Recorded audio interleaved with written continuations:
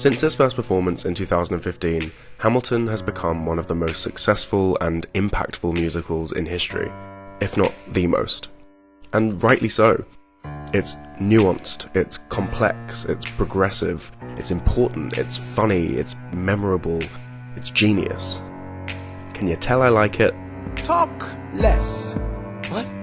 Lin-Manuel Miranda has somehow managed to turn the life story of Treasury Secretary Alexander Hamilton into a musical phenomenon. But it's not just Hamilton's character that Miranda and his team have brought to life so effectively. The story of Aaron Burr, the third Vice President of the United States, is told alongside Hamilton's, and it's told in a way that is completely unique in the world of musicals.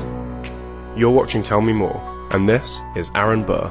The villain in your history. So, what makes Aaron Burr's character so unique?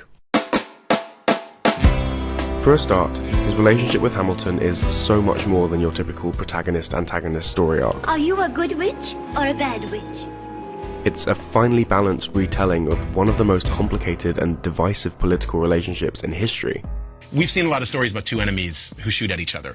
Let's make a story about two people who were very dear and complex friends, and one of them kills his friend. Who are soldiers, lawyers, statesmen together. You know, they admiring of each students. other. Yes. Yeah. One of the principles that Miranda held himself to while writing Hamilton was that no character could be wholly good, because no person is wholly good. This is one of the facets of Hamilton which I appreciate most, because musicals far too often give audiences a very black and white hero and villain. I'm about to show you a section of Johnathon Oscar's excellent video essay, Hamilton and Motifs, which I think sums all of this up pretty well. If you want to watch the whole thing, there'll be a link in the description. All these complex and paradoxical emotions you feel by the end of the show are so important and so effective because the people in the show are complex and paradoxical. Here's David Diggs talking about Thomas Jefferson, a person he played in the original show. You don't have to separate these things with Jefferson. He can have written this incredible document and several incredible documents that we all sort of with things that we all believe in, and he sucks. I think those are both true, and those have to be both true. The best musicals, just like the best films and plays and books, allow their good characters to be flawed and their bad characters to have redeeming qualities. It's what makes Fagin such a relatable and iconic character in Oliver, and what makes Javert's story so tragic and powerful in Les Mis. Through Hamilton, Miranda has taken three of the most celebrated figures in US history and shone a light on their faults. Hamilton cheated on his wife and announced it to the world. Washington stepped down when the country arguably needed him most. Jefferson was a bigoted hypocrite. So, by the same token, Miranda strived to make Aaron Burr, the self-proclaimed villain of the story, anything but wholly bad. And so there are redeeming characteristics to this guy. I had to find my way into that because every biography either is insanely defensive of him or vilifies him. Burr is a complex character. Through his songs and lyrical motifs, the audience is able to appreciate and even relate to his personal motivations and goals, his values and his beliefs. We're able to understand him as Hamilton's ideological adversary, but also understand him as Hamilton's friend. How many musicals give their first lyrics to the antagonist? How does a bastard, orphan, son of a whore and a Scotsman, dropped in the middle of a forgotten spot in the Caribbean, by providence impoverished and squalor, grow up to be a hero and a scholar? In the opening number, Burr introduces the audience to the main character before describing himself as the damn fool that shot him. And me, I'm the damn fool that shot him. This is not only a very strong narrative hook, it also indicates to the audience the complexity of Burr's character from the off. This isn't someone who is proud to have shot Hamilton. This is someone who recognizes that he was foolish to do something so drastic and permanent. So the audience from the start is asking questions about Burr. Who was Burr to Hamilton? Why does his initial description of Hamilton sound so envious and bitter? What made Burr shoot Hamilton?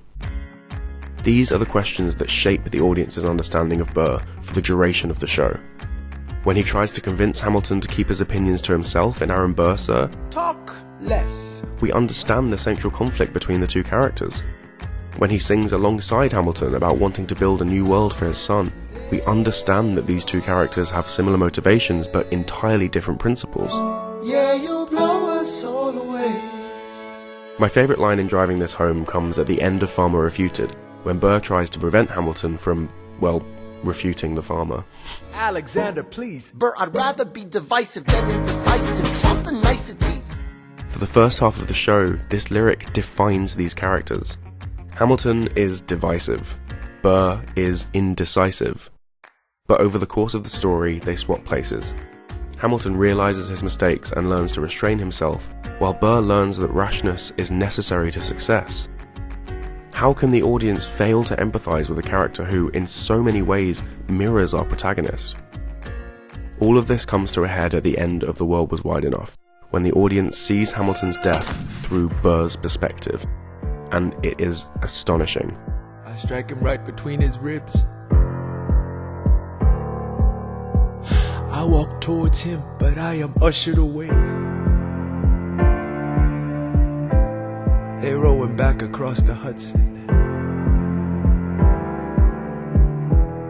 I get a drink. We hear the remorse in his voice. We remember the times that we cheered Hamilton on as he stifled Burr, and see them in an entirely different light. Death doesn't discriminate between the sinners and the saints. It takes and it takes and it takes. History obliterates, and every picture it paints me and all my mistakes. When Alexander aimed at the sky, he may have been the first one to die, but I'm the one who paid for it. I survived, but I paid for it. We feel for him. I don't think there is any greater indication of Miranda's masterful storytelling than this. The audience feels sorry for the person that we just watched kill our protagonist. And then we're given my favourite line in the whole show.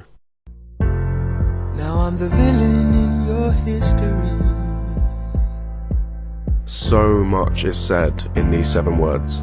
Our understanding of Burr as the show's antagonist is shattered, and we see that this duel was his defining moment, as well as Hamilton's final moment. Burr went down in history as the man who killed Alexander Hamilton, the man whose spite and arrogance led him to murder one of his fellow founding fathers. But through Hamilton, we're shown the complexities of Burr's situation.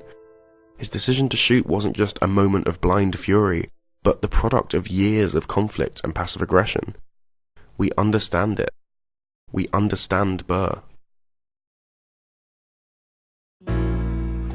Aaron Burr was, amazingly, was cautious, careful, laid back. Alexander Hamilton wanted to charge forward at every moment. Yes. Hamilton left behind 27 volumes of written work. Burr left behind less than 2. And I think that sort of tells you everything you need to know about how much Burr reserved the right to change his mind about any position he had at any particular point. And the tragedy of the show is, at the moment when Burr is finally reckless and lets go, and Hamilton is cautious and throws away his shot, one kills the other. And that's how they're remembered for.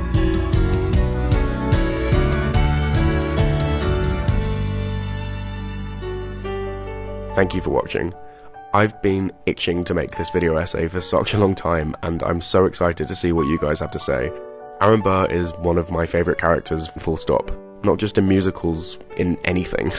I'm finally going to see Hamilton in London in May, and I couldn't be more excited. But anyway, I've rambled on long enough. Please hit that subscribe button if you like this video and want to see more. I've got so many ideas and I really can't wait to share them with you. Thank you again for watching. I'll see you soon.